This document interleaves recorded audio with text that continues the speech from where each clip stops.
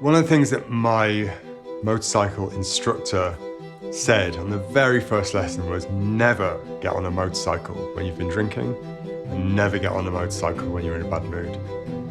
And unfortunately, I learnt the hard way that don't get on a motorcycle in a bad mood. It was a day where nothing had kind of gone right. I wasn't even going very fast, but it was just a moment of not thinking, not paying attention to where I was.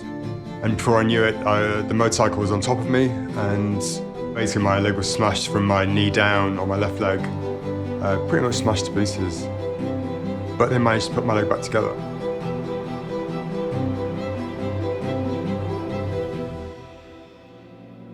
My name's Andrew Gregory. I'm 48 years old. I live and work in central London. My job is hairstylist. It's a job I absolutely love. I don't work in a salon. I kind of go around between people's homes or they come to me, and I'm also very lucky that some of my clients live overseas and I get to fly around the world.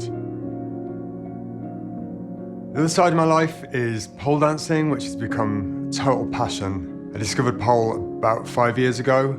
Initially it was a way to keep fit, and gradually as I became better at it, it became a much bigger part of my life. I couldn't do traditional exercise. Moving around on my feet was painful and difficult.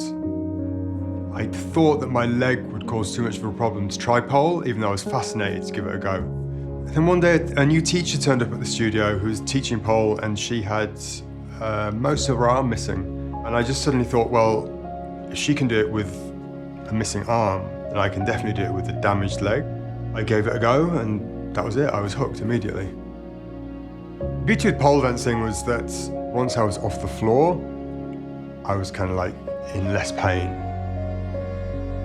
It was always difficult to pole with my leg the way it was. I had to wear shoes, which meant grip on the pole was difficult. If I took my shoes off, I had one leg that was longer than the other and the foot was pointing in the wrong direction. It was all very difficult. 17 years later, I was still having operations and still in a lot of pain, and it just was progressively getting worse. The injuries were deteriorating. More and more painkillers, different painkillers to try and cope with the pain, and walking with a walking stick I absolutely hated. So then I finally took the decision to do something about it. There was no more operations that could be done. And I decided to go ahead with amputation and amputate the lower left leg. As I was coming up towards my operation, I decided to start an Instagram profile. Instagram is very much about telling a story, and I felt like this was an interesting story. So going through the process of the amputation, what I do with pole and what I do for a living. Through Instagram, I've had the amazing contacts that I've had with different people around the world. There's not a huge amount of amputees around the world doing pole, but it's on the increase.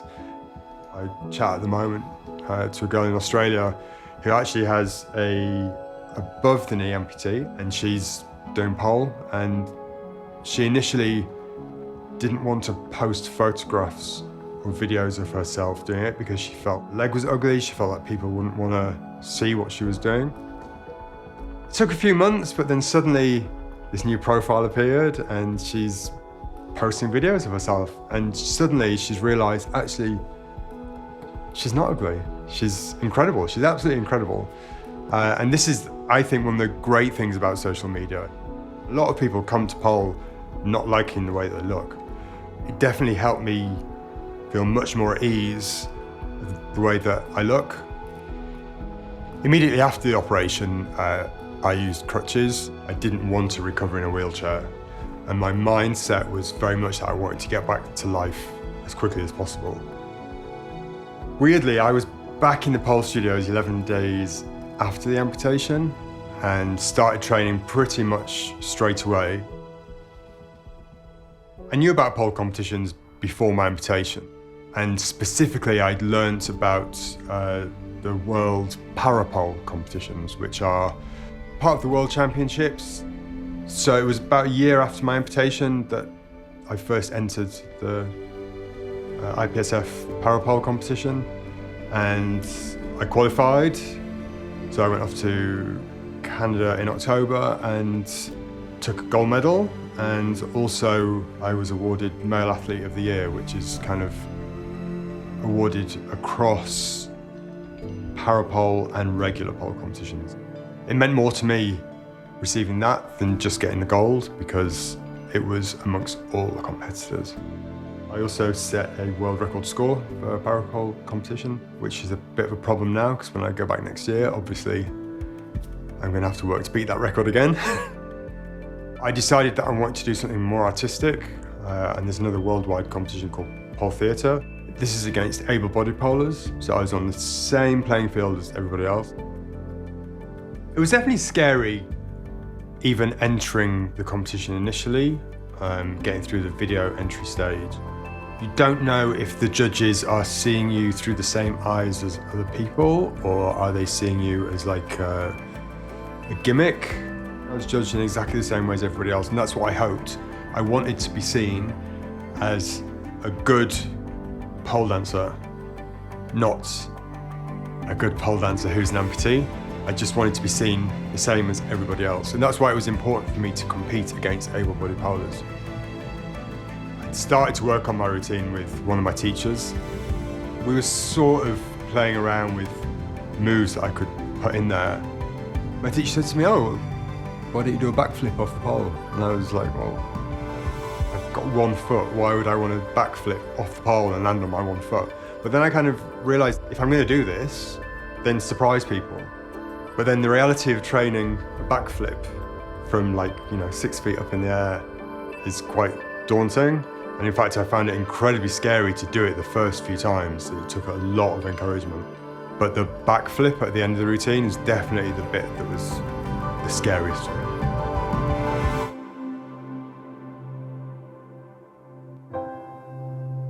So scary to think that you might damage 1 foot when you only have 1 foot left.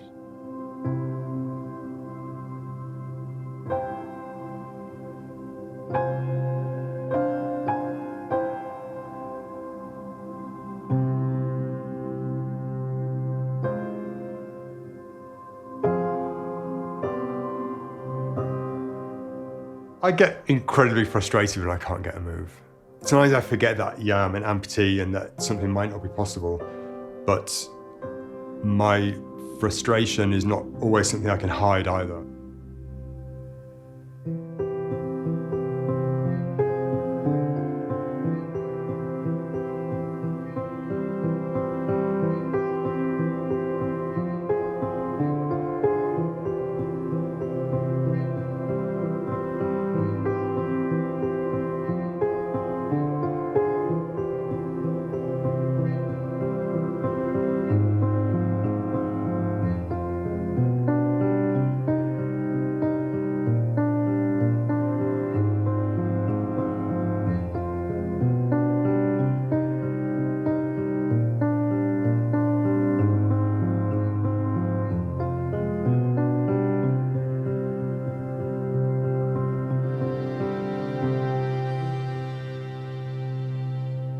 I entered the drama category, and I decided to tell the story of waking up after my amputation and kind of moving through to when the end is where a doctor brings on my first prosthetic leg and I walk off stage. So it was something that was very personal to me.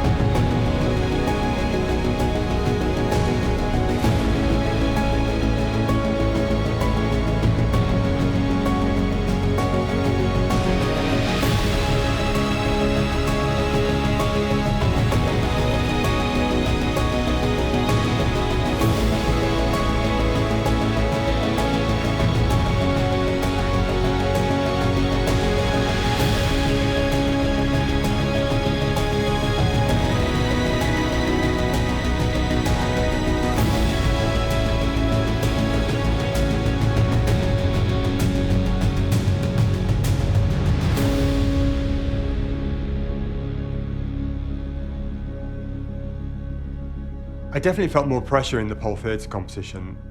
Not only was it against able-bodied polers, but it was also telling my story because it was so personal to me.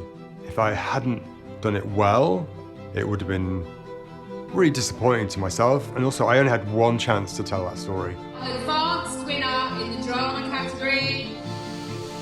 I had sort of hidden at the back, and I was taller than everybody. And I definitely ducked down. In fact, you can't even see me when you look at a shot. Come on, Andrew. It's Tattoo PoleBoy. Called out my name. It was just, I wasn't quite sure I'd heard it right. But yeah, it was an amazing feeling, amazing.